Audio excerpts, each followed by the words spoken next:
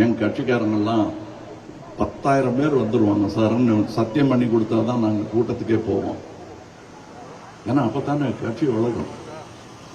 ஆனால் எங்கள் கொள்கை வளர வேண்டும் என்றால் கூட்டம் குறைவாக இருந்தாலும் நீங்க படிச்சவங்க நீங்க இடத்துல வந்து பேசுறதுதான் முக்கியம்.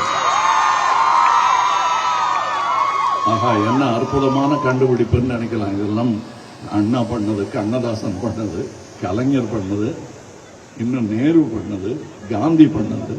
அதைத்தான் நானும் பண்ணிட்டு இருக்கேன். Because you will take your thoughts outside, and I want to join mine with yours as you take your message out.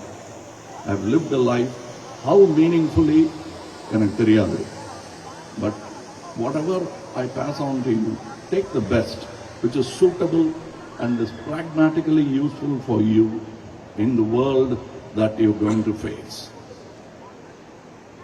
That's what I'll have to tell you. Otherwise, we are trained to speak like that on stages for a long time.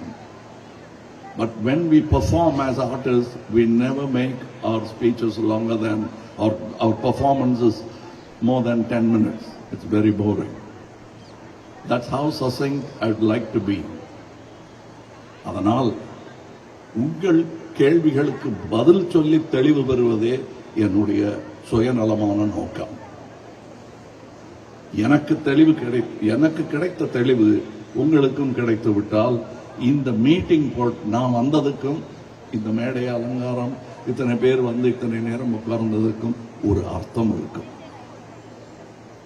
அதனால் இன்னமும் உங்களுக்கு நீங்க news paper படிக்கிறீங்க, Twitter பார்க்குறீங்க, you scroll, you get information, but glean what you need from it.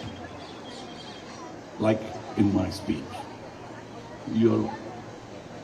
எப்ப வெயில் ஜாஸ்தி அடிச்சாலும் வெயில் ஜாஸ்தி அடிக்குதுன்னா தோல் உறிஞ்சிடும். அதையும் நிழல்ல நின்று பார்க்கணும், ரசிக்கணும். அதனால உங்களுக்கு கிடைக்கும் ஒரே நிழல் உங்களுடைய தனிச்சிந்தனையாகத்தான் இருக்க முடியும். கேட்டு படிக்கிறதுங்கிறத இங்க படிச்சு முடிச்சிருவீங்க. வெளியே போகும்போது எவ்வளவு தூரம் இந்த கல்வி ஆபீஸ் வரலாம் கொண்டு சேர்க்கும். அப்புறம் சுகாதாரமாகவும் பாதுகாப்பாகவும் தெருவில் நடப்பதற்கு உங்களுக்கு எது உதவும் என்பதை யோசித்து பாருங்கள்.